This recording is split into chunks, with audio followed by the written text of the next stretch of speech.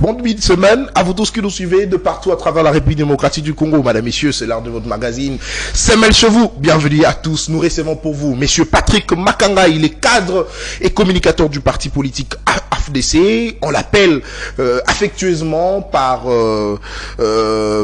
ceux de la Tchangou. Élévateur de la Tchangou, c'est à lui de nous dire pourquoi on l'appelle ainsi.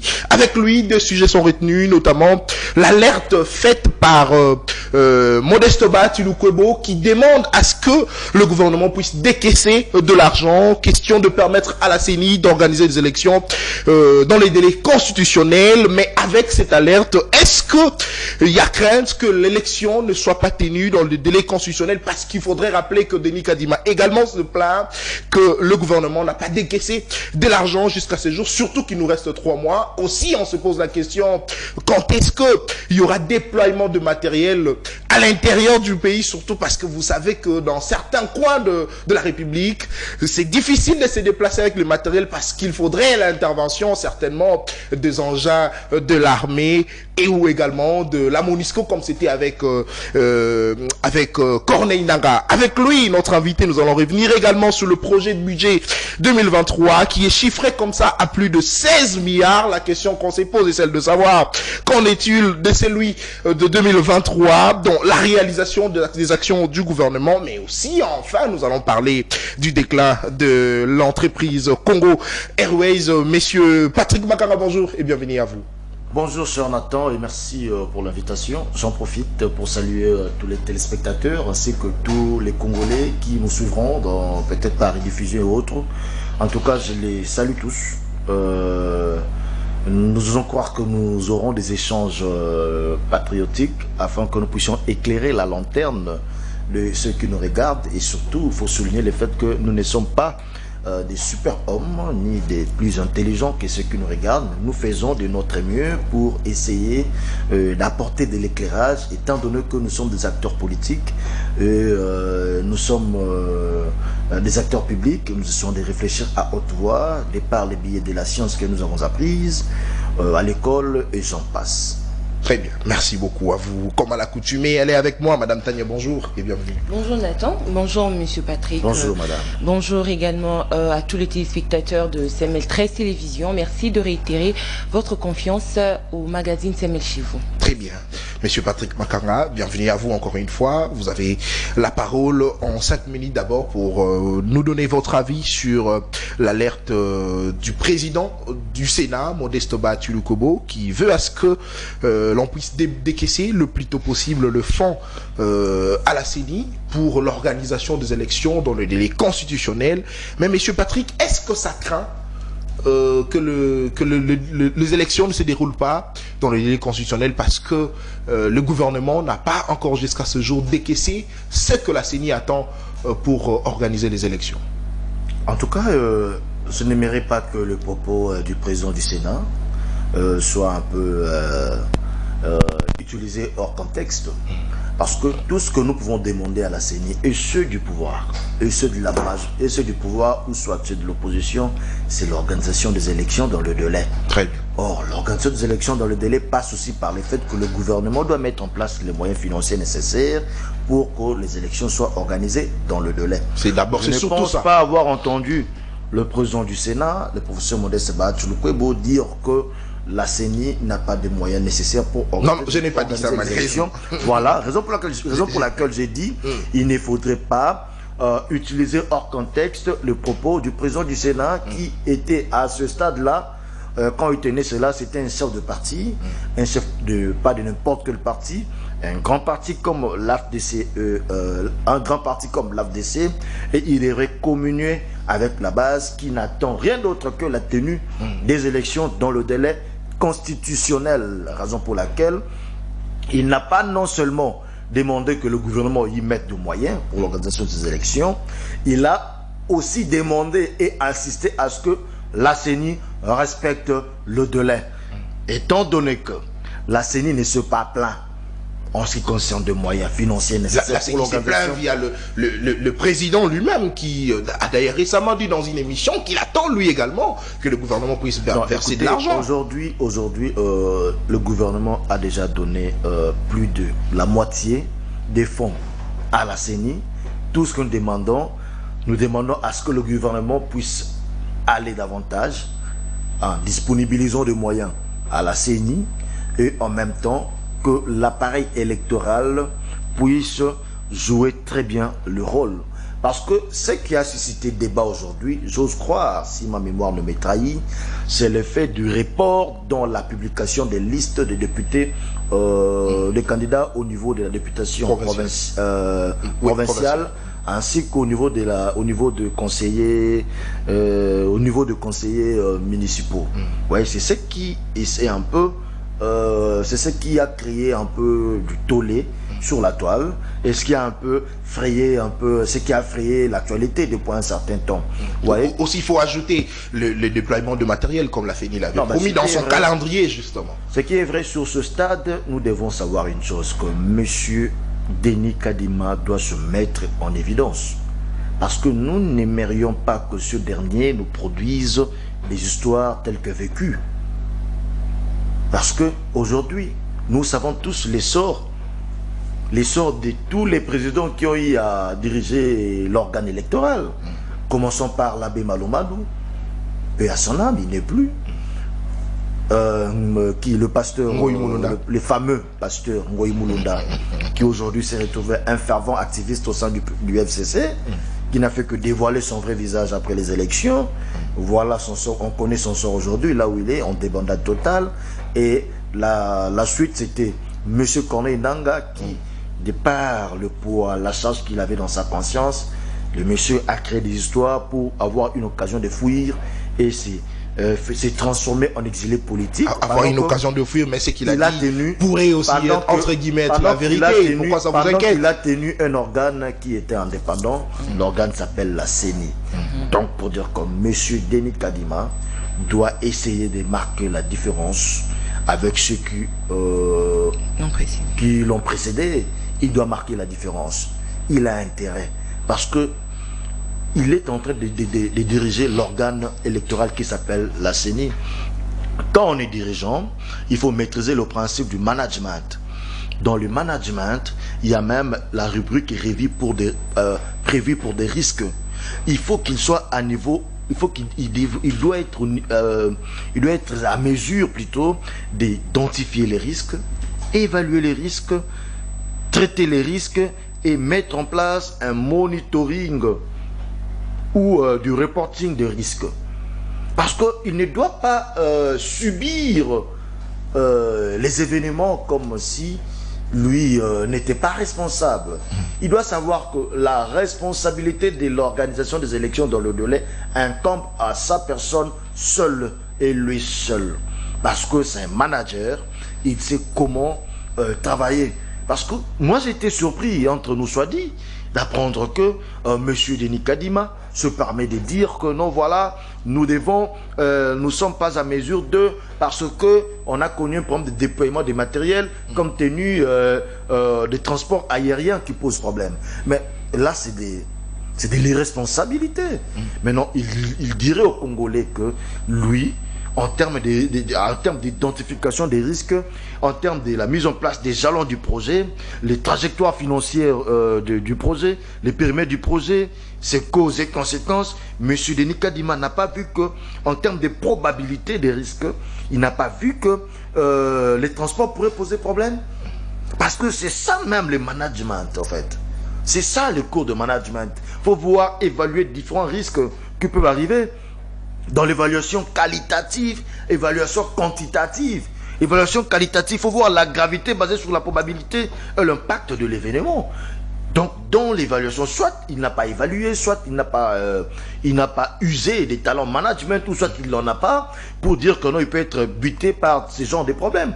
Nous sommes un pays où les transports aériens a souvent posé problème. Depuis, c'est pas maintenant que Congo Airways a connu des problèmes. Ce n'est pas maintenant. Hein? Ce n'est pas maintenant que c'est à cause de problème. Donc pour dire que en tant que manager, ils ont de ces capacités, de ces aptitudes management, ils devraient prévoir ce genre de choses et créer les moyens de traitement de ce risque. Alors, donc ça c'est ridicule, permettez-moi de dire. En tout cas, je suis vraiment outré et je suis ébahi de constater que M. Nanga, M. Denis Kadima n'a pas pu user de ses aptitudes de management, ou soit il n'en a pas. Et il doit savoir que les élections doivent être organisées dans le délai constitutionnel parce que la population y attend. Et l'Union sacrée attend cela à pied ferme. Est-ce qu'à ce stade, vous doutez de lui déjà? Moi, Monsieur Patrick. En tout cas, en termes des aptitudes management, je sens qu'il a déjà pêché. Il a pêché. Voyons voir si peut-être il peut se ressaisir. Ils vont voir de les se ressaisir à quelques mois. Ce monsieur, non, je ne pense pas l'avoir entendu dire qu'il ne sera pas à mesure d'organiser les élections dans les délais, compte tenu des petits problèmes qu'il a. Aucune personne n'accepte dans sa vie qu'elle est incompétente. Hein. Je parle d'aucune personne. Moi, par exemple, on peut me traiter d'incompétent, mais je ne vais pas accepter moi-même. Écoutez, c'est comme ça. Là, vous parlez de l'homme africain, plus particulièrement congolais ou quoi? Parce que sur d'autres cieux, il y a de ceux qui jettent l'éponge après avoir constaté qu'il n'est pas à mesure de trouver des solutions. Nous avons vu ici, d'ailleurs, ne parlons même pas des Congolais, parce qu'il y a Gizenga Fudji, Antoine Gizenga Fudji, il a jeté l'éponge après qu'il soit nommé Premier ministre parce qu'il s'est vu être incapable de redresser les pays de la situation où il s'est trouvé là-dedans. Est-ce que c'était pas un problème d'âge avec lui là? Non, il n'a pas parlé de ça. Il a fait étalage, il a mis ses raisons, il a démissionné. Moi, je pense que nous devons apprendre les notions de démission quand nous nous sentons être incapables plutôt que de conduire les bateaux jusqu'au naufrage. Parce qu'entre-temps, on pouvait chercher quelqu'un de plus qualifié pour essayer de donner les résultats dans le temps et dans la durée. Alors moi, je pense que sur ce point-là, en termes de management, c'est déjà un couac qui doit essayer de colmater. Et nous attendons les élections dans le délai constitutionnel. Et nous n'allons pas accorder un glissement aux gens de l'opposition qui ne jurent que sur les dialogues. Parce que la chose a été agrémentée au niveau, a créé la une au niveau de l'actualité, parce que il y a eu parce qu'on sait qu'il y a de ceux qui sont au niveau de l'opposition qui ne jurent que sur le dialogue, qui n'attendent que le dialogue. Nous n'allons pas permettre cela. Il y a aussi un autre aspect que nous ignorons, c'est que aujourd'hui le pays est confronté à différentes menaces dans la partie Est et consorts. Vous savez que même le terroriste du M23 aujourd'hui sont en quelque sorte encadrés par la force de l'EAC. Par la force de l'EAC que deux fois nous pointons du doigt. Deux fois, ça c'est encore une autre brèche que vous ouvrez. Permettez-moi de finir. C'est une analyse. Allez-y. Juste une analyse. Que nous qualifions de complices et autres. Vous savez que ces terroristes-là ne cherchent que des cassures au niveau interne. Pour qu'ils puissent faire asseoir leur argumentaire des terroristes. Dire que non, il y a les chaos là-bas, on doit user de tous les moyens pour que nous puissions rentrer et soi-disant mettre de l'ordre. Or, M. Denis Kadima doit savoir qu'il a entre ses mains l'avenir de tout un pays. Il a intérêt de nous fournir des élections dans le délai constitutionnel et des élections le plus crédibles possible pour éviter des remous. Après, il faut respecter. Là, je veux dire quoi? Il a intérêt à respecter la volonté du peuple, non pas faire ce que M. Nanga a fait pour prêter des brèches aux détracteurs du pays, aux gens qui sont par-ci par-là, afin qu'ils puissent s'aimer les chaos, qu'ils s'aiment le désordre et la désolation dans notre pays. Nous, Congolais, nous sommes vigilants, et nous, surtout de l'Union sacrée, nous l'avons à l'œil. Monsieur Patrick Makanga, vous entendre parler, est-ce que vous pensez que le risque d'avoir des mauvaises élections, cette responsabilité-là incomberait le président de la CENI, Monsieur Denis Kadima? Bien sûr que oui, parce que c'est lui qui est le patron de l'organe indépendant. S'il n'a pas le moyen conséquent, comment va-t-il organiser de très bonnes élections? Mais il a intérêt de dire ça. S'il n'est pas être à mesure, il doit les dire le plus vite que possible et non attendre l'hécatombe pour se dire que non, je n'ai pas été à mesure parce que on m'a pas doté de moyens. Il devrait à ce moment-là il devra à ce moment-là, s'il constate qu'il n'a pas de moyens nécessaires quant à ce, démissionner et le gouvernement peut-être trouverait un autre joker qui pouvait nous aider Parce qu'il y a encore du temps, ça je vous l'ai dit. Parce que la CENI a déjà fait le gros. On doit reconnaître une chose, le gros est déjà fait. L'identification des électeurs, c'était ça déjà, la grande partie. Oui, mais sans matériel, on peut avoir les Non, je dis ceci, il ne faut pas tout le temps être... faut pas être tout le temps les évangélistes du chaos. On doit reconnaître que la CENI a fait du gros. La CENI quand même, en termes d'identification des électeurs, c'était ça d'abord, la plus grande étape. Et ensuite, il a quand même reçu et traité différentes candidatures, plutôt différentes candidatures au niveau de la députation nationale. Il a reçu et est en train de traiter les différentes candidatures au niveau des élections provinciales et municipales. Donc pour dire que en termes de travail, c'est déjà bien fait. Je suppose que on ne peut pas trop en vouloir à la CENI jusqu'à présent, vu que le gros est fait, les déploiements des matériels dans différents bureaux de vote. Moi, je pense que c'est pas la fin du, c'est pas de la mer à boire. Vous êtes d'accord qu'il y a eu maintenant l'opération de duplicata parce que il y a des écritures dans nos cartes qui s'effaceraient. Il y a beaucoup de problèmes ensuite, ce qui veut dire que oui, ce sont des choses que ce qui est vrai. On va pas seulement dire que le gros est fait, il faut bien faire le travail et avancer. Non, écoutez, le gros est fait, les gens sont identifiés. Ouais, un peu, il y a des codes qui errent sur différentes cartes d'électeurs. Parce qu'on ne doit pas confondre les choses. Aujourd'hui, on a l'ONIP qui est en train de travailler, pour donner aux Congolais des cartes d'identité. Ça, ce n'est qu'une carte d'électeur. Parce que l'étape qui vient après, ça sera l'étape des cartes d'identité. Je comprends cette inquiétude. L'inquiétude est du fait que non, nous n'avons jamais eu, depuis une certaine période, on n'a jamais eu de cartes d'identité. Et ce sont les cartes d'électeurs qui nous servent des pièces d'identité. Et c'est déjà un problème qui est en train d'être résolu avec sous l'impulsion du chef de l'État, en mettant en place les moyens nécessaires pour que l'ONUP travaille en bonne et due forme. On a déjà vu le premier exemplaire imprimé. Nous demandons aussi à l'ONUP d'activer le travail pour donner les cartes d'identité aux gens. Mais concernant les cartes d'électeurs, en principe, on devrait saluer l'esprit réaliste de la CENI en mettant en place les différents endroits pour faire le duplicata. Moi, j'ai ma carte en bonne et due forme. Moi, ma carte électeur n'a pas perdu ses écrits. Moi j'ai mes écrits en bonne et due forme. C'est pas tous les Congolais qui ont des cartes d'électeurs en quelque sorte effacées. Mais la grande partie des Congolais, parce que vous sentez il y a engouement dans différents statistiques. On sait que les gens, on sait qu'aujourd'hui l'opposition un média. Permettez-moi. Là, c'est pas question de l'opposition. On parle. Non, j'ai dit c'est oui, les cas sont patents. Voilà. Il y a des cas, mais c'est en quelque sorte dramatisé, c'est amplifié le volume pour montrer comme si la grande partie, la majorité, a ce problème. Oui, sur terrain, dans de centres, vous verrez, il y a engouement, monsieur. Il y a engouement. Vous savez, on a enrôlé combien d'électeurs? Vous voulez me dire que c'est les nombres, par exemple, à Kinshasa, nous allons atteindre plus de 7 millions, plus de 2 millions de personnes qui se retrouvent dans cette situation. Il y a peut-être une... Mais ça pourrait être le cas parce que l'engouement... Ce n'est pas... Mais monsieur Patrick, attendez, je voudrais qu'on se mette d'accord. Non, le problème, ce n'est pas un enrôlement, c'est simplement la remise du duplicata. Mais cet l'engouement, c'est parce qu'on a essayé de regrouper des communes, vous le savez, non?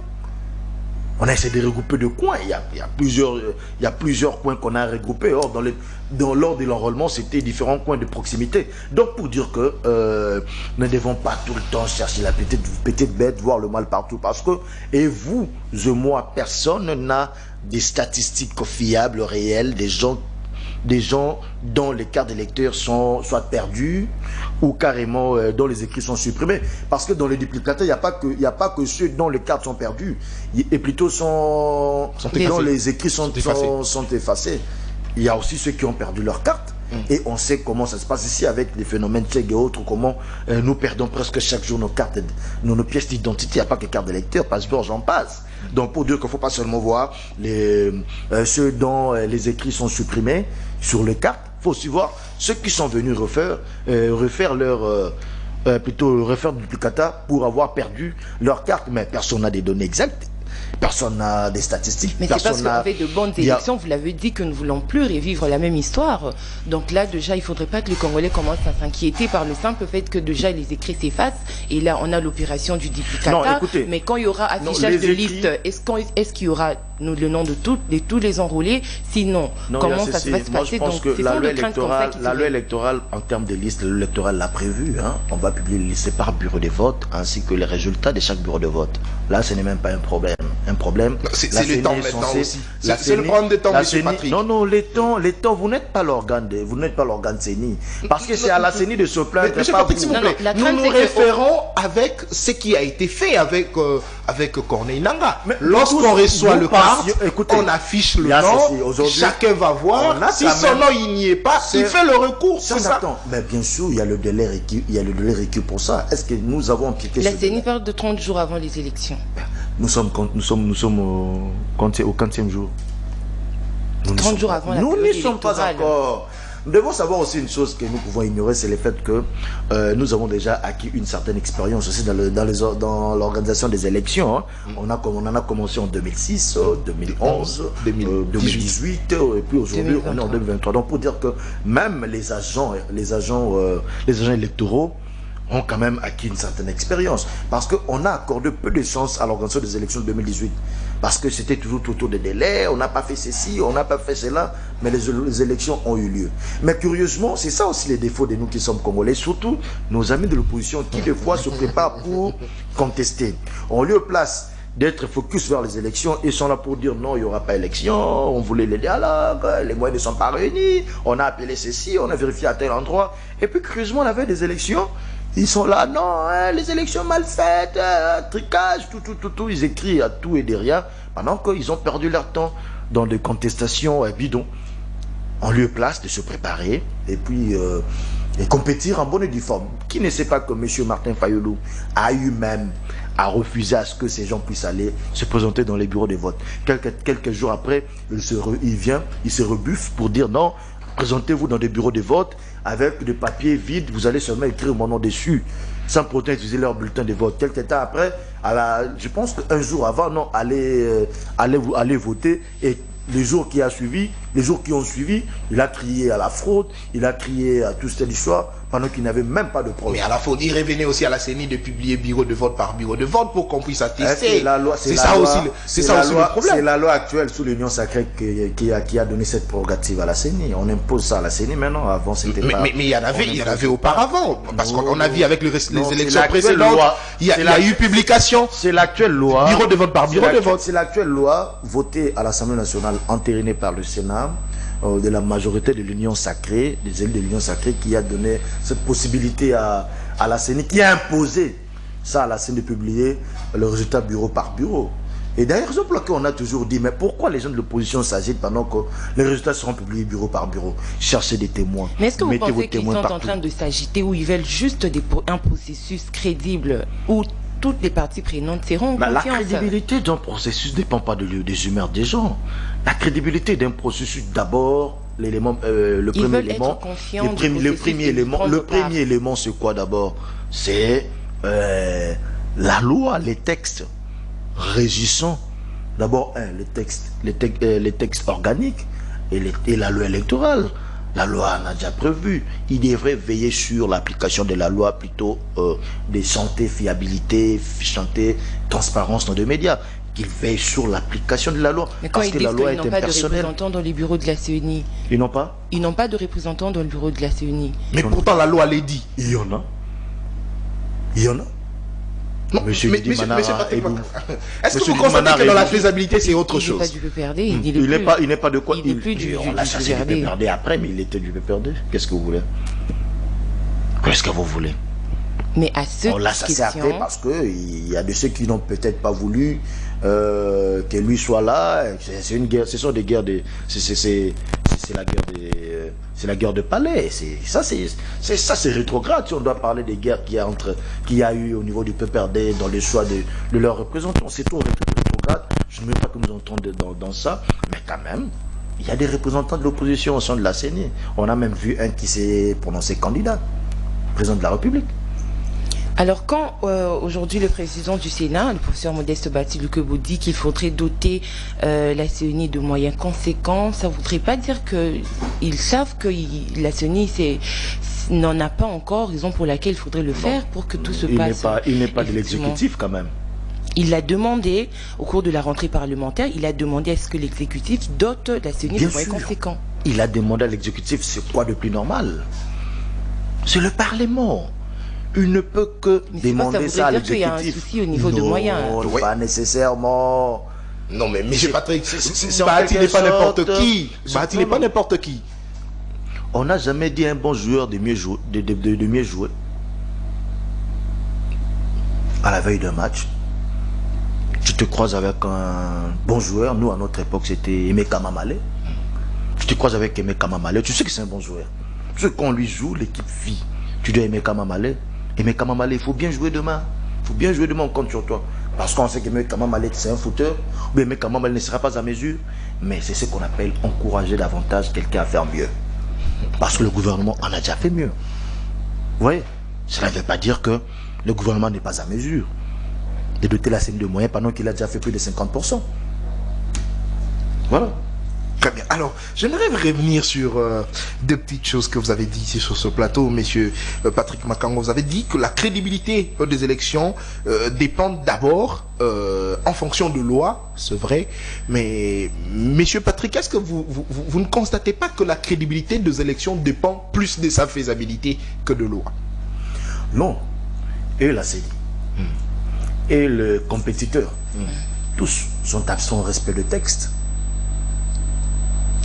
Nous devons plutôt chercher à savoir où est-ce que la CENI a violé les dispositions légales.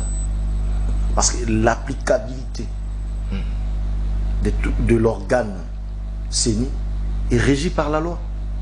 L'application, l'action, l'exécution, c'est régi par la loi. Ils n'inventent pas, la CENI, elle n'invente pas la roue. Il y a la loi organique, il y a la loi électorale. Ils sont absents au respect. Mais est-ce que jusqu'à présent la CENI a violé quoi que ce soit? Non.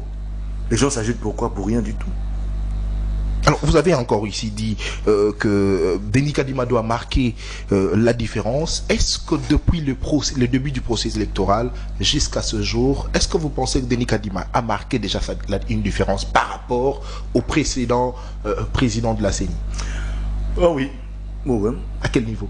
Non, mais vous avez vu comment la CENI a fait preuve de technicité pour enrôler les électeurs. Là, coup de chapeau, parce que personne n'y accorde crédit. On est passé dans différents plateaux, débats. Personne n'a accordé la chance à la CENI d'enrôler plus ou moins 45 millions d'électeurs. Mais ça, c'est un record. Et nonobstant cela, c'est parce que pareil avec Nanga. On souligne aussi le fait que la CENI a eu à gérer en bonne et due forme et en bon escient les candidatures au niveau de la députation nationale, tant mieux. Très bien, merci. Il y a un travail qui est fait. Et puis nous soulignons aussi le fait que la CENI a eu à respecter certaines procédures, même en termes de l'audit du fichier électoral. Parce que là d'ailleurs, c'est le problème. Jusqu'à ce jour, les gens veulent en faire un problème. Les gens veulent en faire un problème. Pourquoi? Parce qu'il y a de ceux qui se disent non. Moi, Patrick Makanga, politicien, qui a peut-être une formation d'environnementaliste, en même temps ingénieur en bâtiment. Moi, Patrick veut auditer un fichier électoral. Mais avec quelles compétences? Est-ce que j'ai qualité de ça? Mais la CENI indépendante, est-ce que la CENI les gens de l'opposition prend en compte aussi le demande des autres partis? Mais bien sûr, il a pris en compte cela. Je ne suis pas le porte-parole, mais quand même, nous avons vu la CENI lancer un appel d'offres international pour recruter les bureaux d'études spécialisés dans l'audit du fichier électoral. Il y a un bureau qui a été retenu, qui a fait ce travail. Le travail a été bel et bien exécuté suivant la procédure des passations de marché en vigueur en République démocratique du Congo. On ne va pas appeler à un monsieur, à un abbé de l'église catholique. On ne va pas appeler à un monsieur parce qu'il se tape la poitrine comme une gorille dans la jungle. Non, je suis opposant, on l'appelle, viens, vu que tu es opposant, vu que tu es prélat catholique, viens auditer le fichier électoral. Très bien. Comme un gorille plutôt. Viens auditer le fichier électoral. Non, non. On va appeler des instances habilitées qui ont une personnalité juridique, qui sont reconnues et qui ont une certaine expérience dans le domaine. Ce n'est pas on va taper la poitrine comme un gorille dans la jungle qu'on va dire non, voilà d'accord, on va avoir peur de toi, comme si nous étions des petits singes, et on vous appelle alors que viens auditer le fichier électoral. Non, ce n'est pas le cas. Très bien. Voilà. Merci beaucoup, madame, messieurs. Vous êtes sur CML13, vous le faites bien. Monsieur Patrick Makanga, cadre du parti politique AFDC et communicateur de ce même parti. C'est lui notre invité de cette émission d'aujourd'hui. Nous passons à la deuxième thématique. Nous parlons du projet de budget 2024 qui est chiffré comme ça à plus de 16 milliards. Mais la question qu'on se pose, j'aimerais poser en lingala, Bakongomani. Et loko nini oyo ba Congolais ba bénéficier nango na budget à 2023 parce que tu as dit qu'ils ont 16 milliards. Mais cette fois-ci ba lobby ils ont plus de 16 milliards. Parce que à 16 milliards ba Congolais ba bénéficier nango nini. Monsieur Patrick Makanga, vous avez la parole cette fois-ci en 5 minutes encore et puis nous allons vous relancer avec des questions. Plus de 16 milliards. Est-ce que vous êtes content de cette réalisation du gouvernement? Oui. Le gouvernement, on doit savoir que le gouvernement de l'Union sacrée aujourd'hui a battu un travail de titan. Nous saluons l'esprit technique du Premier ministre Jean-Michel Sama-Lukonde. Pourquoi? Parce que avec le budget de 5 milliards, cela nous a permis à recruter plus de 18 000. Parce qu'aujourd'hui, on a voisine... On m'a dit ça évolue, hein. Je dois avoir les derniers chiffres. On a recruté aujourd'hui plus de 18 000 hommes pour renforcer notre armée dans le cadre de la loi sur la programmation militaire. C'est 18 000 hommes, ça veut dire quoi? 18 000 têtes à payer. C'est de l'argent. Et venu d'où? C'est venu dans des recettes. À l'intérieur du budget. Vous voyez, on a eu à mécaniser. Dernièrement, aujourd'hui, j'ai vu, on a encore ajouté 50 000 nouvelles unités au niveau de l'EPST. Tant mieux. L'argent vient d'où? Vient dans leurs recettes. Les nouvelles unités, c'est vrai, on les a ajoutées, mais jusqu'à ce jour, ils demeurent non payés. Non, il y en a. C'est aussi ça, le constat fait. Hein. Non, ce qui est vrai, on doit reconnaître une chose, il y a quelques cas d'exception où on constate qu'il y a de nouvelles unités et les non payés et des nouvelles unités. Il y a de nouvelles unités qu'on a mécanisées et touchent leur argent. Il y a les non payés, des fois dû au fait que vous quittez d'un poste lors de la mise en place pour un autre poste, vous perdez votre salaire, vous vous retrouvez non payé dans votre nouvelle affectation. Là, je connais les cas tels qu'à Tchangou, il y en a pas tant. J'ai vu un préfet de Lima, un directeur de l'EP4 Massina, des gens qui m'en ont fait part. Vous voyez un peu. Et à l'aide ou grâce à ces budgets, il y a une instauration de la prime sur la gratuité. Les enseignants aujourd'hui ont une prime sur la gratuité. Dans cette prime sur la gratuité... Mais prime, on dit combien? Il faut que réfléchir. Raison pour laquelle... Permettez-moi d'atterrir parce qu'on risquerait de dire la même chose. On risquerait de dire la même chose. Quand même, il y a une prime sur la gratuité, mais nous déplorons la disparité dans cette prime. Nalingala, monsieur Patrick. Nalobi boye. Namaïmatali prime, naoetali gratuité enseignement, le gouvernement a tiré en place. Il y a telle enseigne que l'enseignant, au-delà de salaire, n'a pas de prime à gratuité. Mais là, ça la biso passé. Ils allaient été, ils allaient la différence. Bokeseni ou ils allaient na bofuti prime wana. Parce que tout le monde a été, mola qui soit aux tangi sana Gombe par exemple, a aux prime à gratuité les colo makasi kole kaba 300 000 francs congolais pendant que oazali na Masina, oazali na Mikonga, oazali na Nsele. Il y a 60 000. Et le comble na maïmon soana et l'autre ya koka mozaini ezali ete 30 000 selon l'information. La listing de paye, au moins ba commis 80 000 na maboko 60 000 et l'autre tozo boyande yango la disparité ezali na kati ya prime ya gratuité. Nango to interpellaka mokonzi ya awasimi makambo ya botangi. Et école primaire na secondaire et PST nous kotoni moi à me camper ko pallier la situation wana. Parce que tu es bien ba disparité ba bokeseni na niveau social les allocations c'est ba conflit yike tout ça confirming parce que enseignant on a nyonso bazina diplôme moko ezabayo ba otangisa na Gombe eza ba msuba otangisa na Nikuna bango to mona ke batangi kelasi sika moko bazina ba diplôme moko boke c'est l'autre toujours ko déplorer yango wana mais néanmoins il faut tout souligner qu'il y a eu instauration et tie baba gouvernement à mettre en place première gratuité ba la kisiba aux yango donc bon on est où ça puis toujours na ba recette les lots gouvernement na maïmatali programmation militaire oui bien été déjà le gouvernement a bimisi plus ou moins 1,4 milliard de dollars pour na ko pesa armée na biso makoko singeli pour nous permettre à azala na makoko singeli pour na bitumba pour nous faire face na pomtoza on a est ainsi que partout na école au Congo. Mais je bon on est aussi toujours na kati ya ba recette. Mais nangana c'est la paix au que voilà ndenge ndeko na biso moko ya kana biloko na ba plateau nangana c'est la paix au que tala le lo au budget permettre à ce que ba congolais pe bazala capable na oyo bazo futa bango ba somba pe biloko na primo ya malamu et ngaki c'est pe ça pe ngai te wana ezali peur de manche mususu faut que le koyebisa ka population bosoro bolanda ka bato alokuta te ba ina ba objectif politique pour nous désorienter opinion faut koyebisa ba yi population boye que tozali na économie moko dépendant kana bloco uté pa ba paya pe lituma na biso lisuma na biso plutôt ezali été ba paya wana nde ba ya kote kapeli susu pour l'état ateka kalo sauté l'état ateka ka semulte et tout cet d'histoire ba paya sombi libanda mo paya côté kana kati soki libanda prix ya biloko échanger mo paya ko ma tsapri na yaot ezali na secteur énergie net na carburant de tout monde était l'état malgré ezo matalibanda l'état subventionné pour na éviter augmentation drastique qui a pris à transport parce que ceux qui a mis kiloko net ya ba France et autres ba ko somba carburant na ba plus de 2 €. Vous voyez un peu, 2,3, 2,4, 2,5 euros, on a mis qu'il y a poto. Mais biso on a 4 écoles au Congo, tout somba litre à carburant, nassé à 2 $. Mais ça va comment l'union sauter, bazana mi tout cas. Là, tu miso sur bazana mi tout cas.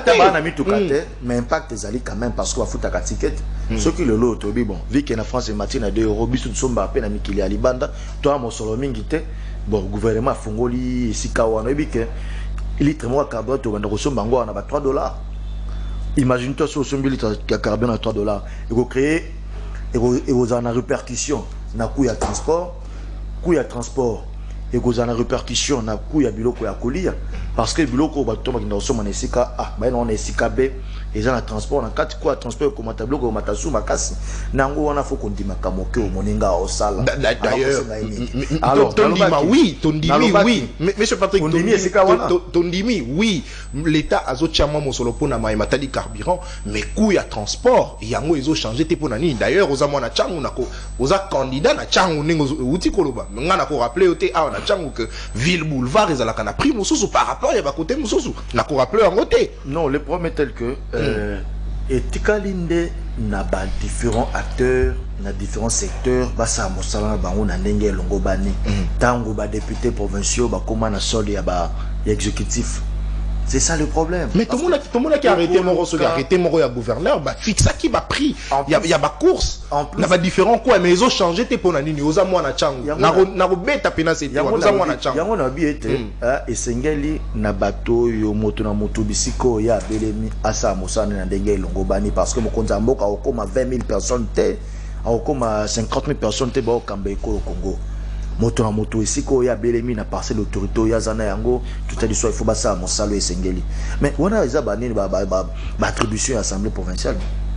L'Assemblée provinciale fallait interpeller les gens mais on a vu que surtout ça on peut ba kosa ba tout moi mingi bakosa bato mwa mingi na bayematali baponomi pona bayaka mingi na loso tema babi ke loso on fait za moi cher moi c'est moi yo pe ko sala ngokaka surtout déjà babandi ko benga yo soki élévateur ba surnom wana lema ba benga ngo ya ngona bato ba benga ngai ezali pona makanisi ya malamu parce que ngai vraiment na moni ete esengeli na biso to meka ko activer fonctionnement ya entité décentralisée net ba commune ba tout ça pour na travailler pour na bien-être des proximités et en mettant en place nako tiaka en place ba redevance na matali ba wenze matali ba activité songolo to pakala pour créer mon solo et ko permettre entretien régulier ya bisika ba activité en eza au salema on ezali ça qui alors sauter ezali masangu te ezali de makanisi élévation ezala makanisi ezala misate pendant na mbongo mingi te ya kopesa to loso ya kopesa ba tu masangu na mon solo mingi te na jo ngo wapi nazali mandataire public te nazali ministre te nazali congolais nyonso azoluka na moke élévateur les andé na makanisi ya malamu nazape sous-traité te ya ba indo-pakistanais parce que bango pa foutre ba député ba mosolo to ba comme ba député au lieu de travailler pour na peuple bon ba travailler pour na ba garantir l'intérêt ya ba indo-pakistanais ya ba étranger nyonso ba onyo ko la ba congolais pour na ba continuer à foutre congolais na suyasmic congolais sali du premier au 30 ba foutre $50 sans transport, soit transport à 1000 francs, bah, le transport, on est à pas aller-retour à dépenser à 3000 francs. Mais voilà, vu qu'il y a un clic, il y a des députés na bango, bah, créer un lobby na bango, il y a makasi, pour continuer à maintenir la souffrance, bah, nourrir quelques bateaux, bango, bah, commissaire qui va député, na ministre, quelques magistrats, autorités armées, il y a la police, créer un réseau pour maintenir la population la souffrance. Et curieusement, on a maïman soana, plus bateau qui souffrir ma casse parce que main d'œuvre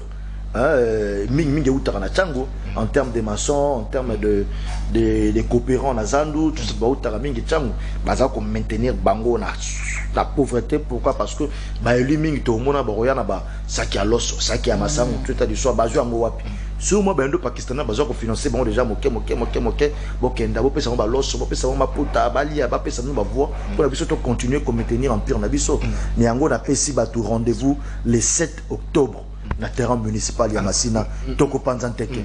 C'est vrai, toko mino na campagne électorale mais non, c'est pas la campagne électorale. Attendez, mais au lobby ango monsieur Patrick Makanga au lobby que indo pakistani bazo sous-traiter i politique ebele pour ba kende combattre campagne na basaka loso na ba maputa ainsi de suite.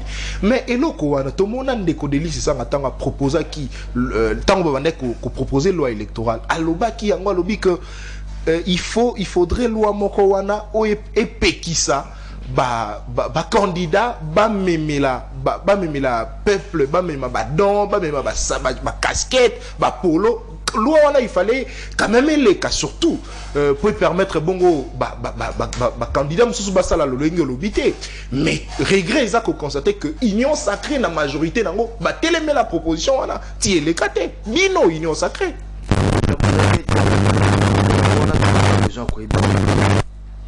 Et ça, on peut couper cette impression, il y a irresponsabilité à la population. Parce que toi, tu te dis, peuple, la population a souffrir. Ils ont souffrir, la population a souffrir tout ça du soir.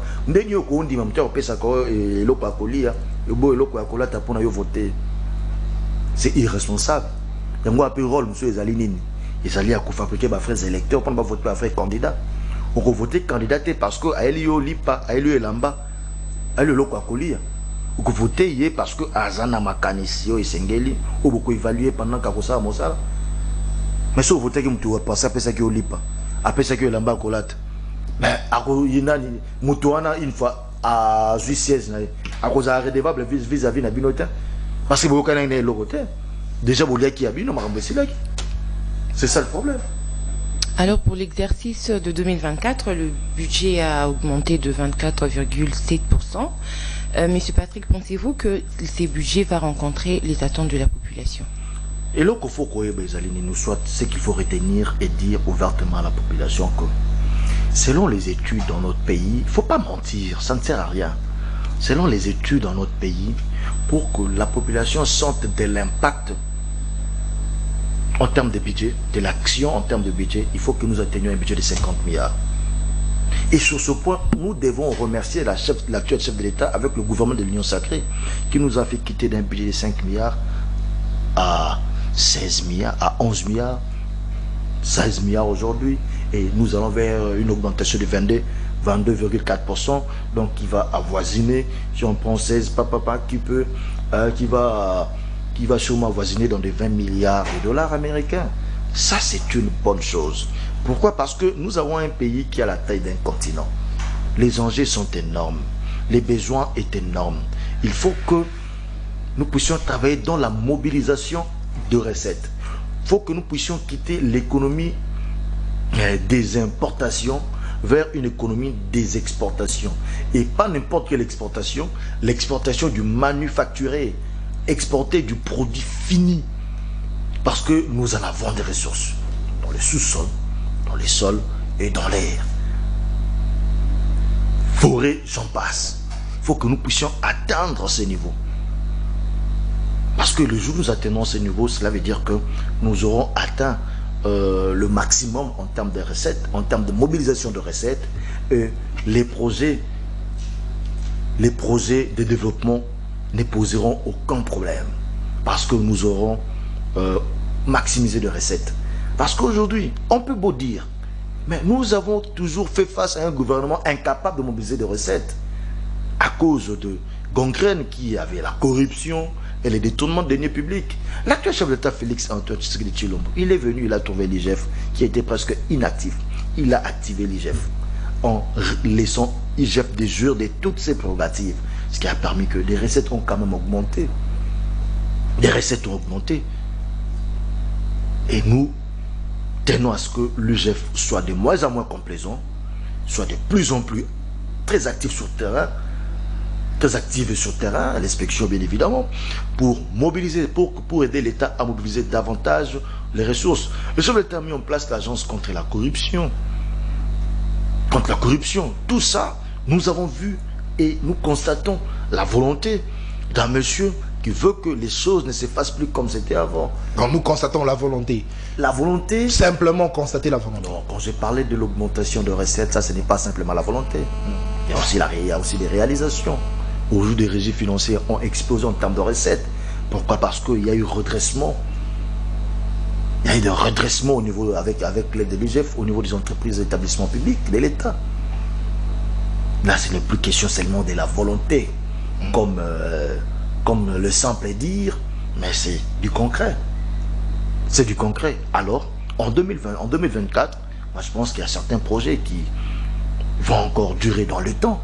Parce qu'aujourd'hui, on doit reconnaître que le gouvernement congolais a mis en place des projets de grande envergure. Comme les projets de 145 territoires. Est-ce que vous pensez que ces projets sont en train de porter ce fruit? Entre autres, mais bien sûr, mais en termes de développement à la base, on a aujourd'hui des coins où l'État n'a jamais existé, mais en termes de petites infrastructures. Aujourd'hui, on a des bureaux de l'État dans différents coins isolés du pays. Parce que c'est là aussi le développement passe aussi par l'existentialité de l'État. L'État doit d'abord exister. Il faut que les gens sachent qu'il y a l'État quelque part. C'est déjà le début du développement parce que les gens seront absents à respecter un État qui savent palper du doigt. Mais il y avait des coins où il n'y avait aucun bureau de l'État. Les bureaux n'ont jamais existé. Mais grâce au programme de développement à la base, nous avons comme des bureaux sans parler des infrastructures scolaires qu'on a mises en place, qui a renforcé la gratuité en termes des infrastructures, qui a permis à ce que les élèves de différents coins puissent étudier dans les mêmes conditions que ceux qui étudient ici à Gombe. Pourquoi? Parce qu'il y a des installations sanitaires propres. Il y a des salles de classe aérées, très bien. Et ils mangent aussi de la même façon que ceux qui habitent Gombe. Ils fassent quoi? Ils se nourrissent de la même façon. Mais d'ailleurs, vous ne savez pas que les gens de l'intérieur se nourrissent mieux que nous à Kinshasa? Quand vous parlez de nourrir mieux, vous faites allusion quoi, au shawarma, hamburger et j'en passe. Mais il faut savoir que moi, je me suis rendu dans différents coins du pays. Vous sentez qu'à l'intérieur, les gens ils mangent mieux. Mais peut-être qu'il y a un problème. On a des rapports qui parlent de la malnutrition. Non, la malnutrition, il ne faut pas... il y en a aussi à Kinshasa. Il n'y a pas que à l'intérieur du pays. Il y en a aussi à Kinshasa. Il n'y a pas qu'à l'intérieur du pays. Si vous allez dans différents coins, vous connaissez Kambola Massina. Vous connaissez Kambola Massina, peut-être vous ne connaissez pas. Là-bas, il y a des enfants qui souffrent de la malnutrition. Alors, pour ceux qui... Ça fait partie du problème.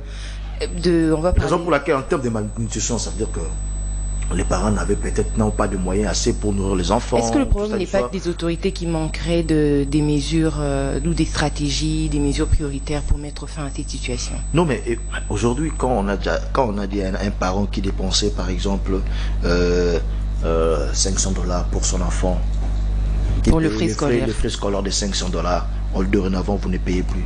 Ça renforce quoi? Ça renforce l'assiette. Normalement, cet argent chez un père, papa responsable, il doit augmenter, il doit nourrir bien ses enfants avec ce qu'il dépensait. On a des articles les prix des articles qui grimpent, donc... Comme j'ai dit, la difficulté que nous avons aujourd'hui, en principe, c'est la situation mondiale. la situation mondiale et l'économie que nous avons dépendant des importations. Ce sont là nos plus grandes difficultés et qu'aujourd'hui, j'ose croire que c'est déjà en train d'être pallié parce que l'État aujourd'hui, en 2024, a encore et davantage renforcé sur l'agriculture qui a même commencé depuis 2023. Aujourd'hui, en termes de production même de maïs, on a vu comment le gouvernement a doté le centre, les services nationaux des engins nécessaires pour augmenter sa production. On a vu comment on a envoyé des engins à Kanyama-Kassese pour augmenter la production en termes de maïs. Et le problème de Congo Airways aujourd'hui. On a vu comment le gouvernement a mis en place par les billets, comme on a suivi le ministre de l'économie, a mis en place les moyens pour essayer de financer les investisseurs, surtout les investisseurs locaux, pour essayer de pallier à cette problématique de rareté des produits alimentaires. Et avec le projet, et la crise de Congo Airways. Pardon, j'atterris avec le problème que nous avons d'évacuation des serres agricoles. Si vous regardez encore le projet 145 territoires, il y a aussi le volet prévu pour réhabilitation et la création des réseaux, des routes d'évacuation des serres agricoles qui peut aussi renforcer et créer de l'émulation dans l'agriculture, d'abord sur le plan artisanal, parce que depuis l'histoire de notre pays, depuis presque 1960, en ce qui concerne les produits alimentaires, la RDC a souvent vécu, soit survécu, grâce à l'agriculture, aux produits agricoles, produits agricoles artisanal. Donc, moi je pense que nous sommes dans les bons, c'est question de maintenir le cap et fournir davantage d'efforts pour que la population vraiment puisse sentir de l'impact. Mais il s'agit aussi du dernier mandat, vous le savez, parce qu'il y aurait le mandat ne veut pas dire la fin de la vie. La vie continue. Les mandats, c'est une délimitation juridique de par la constitution de notre pays, mais la vie continue. Mais ce qui compte le plus, c'est de placer le pays sur des bonnes voies. Les mandats, c'est une délimitation juridique. Mais aujourd'hui, même si on doit parler de mandat, l'actuel chef de l'État il mérite un deuxième mandat amplement parce que les réalisations sont palpables. Très palpables. Et ça se sent dans différents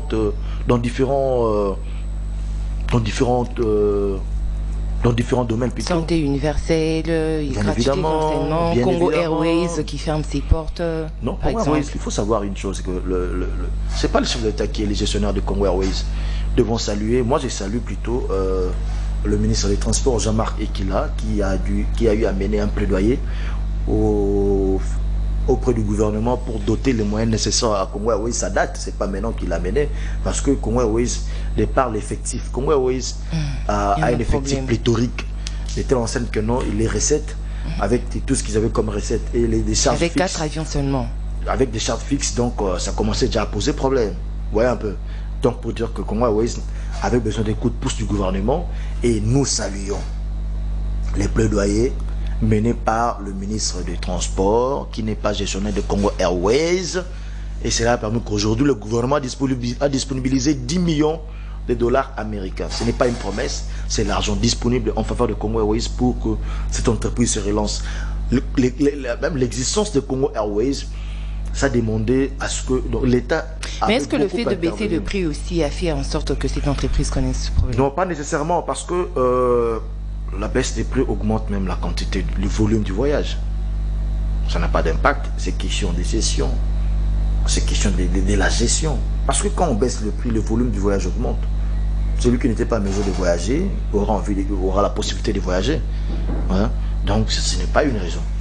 Ce n'est pas une raison. Parce que les gens, je ne sais pas si cela mettait mal à l'aise aux gens de voir, je ne sais pas comment un Congolais peut se sentir mal à l'aise voyant les billets d'avion être revus à la baisse. Si ce n'est que ces Indo-Pakistanais dont je vous ai dit, d'autres personnes qui s'est cramponnées derrière ça pour rendre difficile certaines histoires.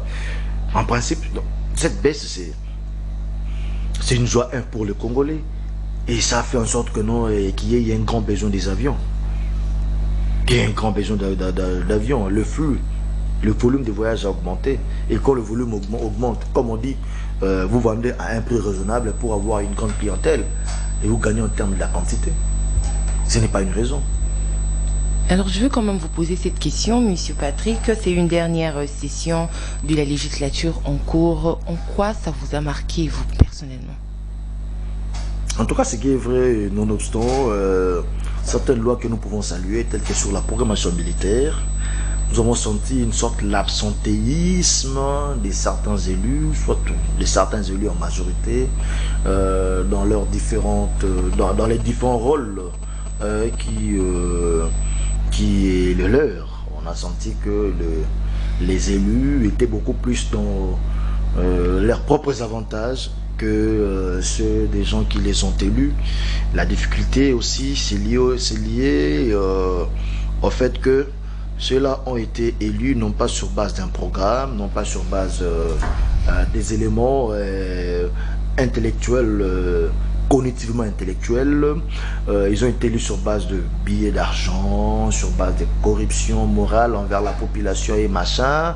Et les pauvres députés élus qui ne savaient pas quel était le rôle d'un grand député, le rôle d'un député, d'un élu du peuple, lui pensait que si les députés doivent construire des ponts, il doit distribuer les pains aux gens, des pagnes, parce que même, donc pour dire que nous avons vécu une période des mauvais électeurs qui ont élu des mauvais candidats. Donc un monde de mauvais. Et on a, mais tout cela, est-ce que ce n'est pas parce que la population était dans le besoin de manger, quand on me donne le riz, je me retrouve par exemple? Non, mais si on te donne les riz aujourd'hui, comme les Chinois, il y a l'adage chinois qui dit, ne me donne pas le poisson, apprends-moi à pêcher. On lui donne les riz aujourd'hui, il mange demain, alors il aura faim. Moi, je pense qu'on peut essayer de nous contenir parce que c'est pas l'argent de ces candidats députés qui font en sorte que ces gens-là puissent vivre. Ils savent comment vivre. Ils savent comment survivre. Mais malheureusement, ils n'ont pas été sensibilisés pour être des bons électeurs, choisir des bons candidats. Nous avons vu aussi, là, la faute incombe aussi à la population parce que les gens doivent savoir que les actes que vous posez aujourd'hui auront des répercussions dans les 5 ans qui suivent, dans les 5 ans qui suivent. Et vous devez vous dire que nous devons être des bons électeurs maintenant pour élire des bons candidats qui vont jouer pleinement leur rôle. Quand vous élisez des mauvais candidats, qui ne savent pas le rôle révolu à un élu, à un député, il sera là pour vous construire des ponts, pour vous donner des pannes et autres, pendant qu'il était censé transformer les attentes des gens de son coin à des propositions de loi. Une fois promulguées et appliquées, les gens se retrouvent dans la durée. Moi, je me suis toujours dit, un élu sérieux peut mettre en place, peut réfléchir comment mettre en place des propositions de loi pour créer un fonds qui donne peut-être de quoi manger aux démunis, par exemple, ou soit aux malnutris, aux démunis. C'est possible.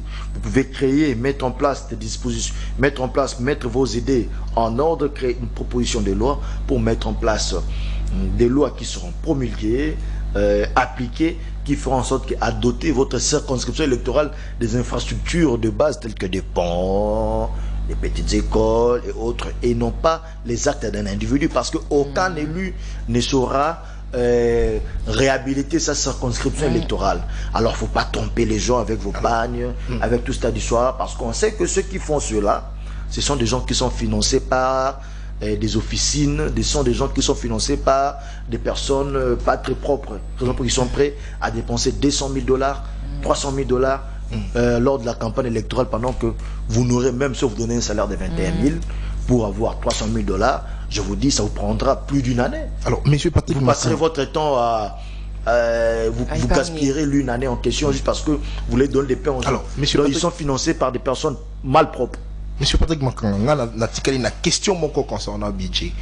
Au budget à 2023, le budget c'est vrai et apporté augmentation, il y a salaire d'une part côté enseignant, militaire, ainsi de suite.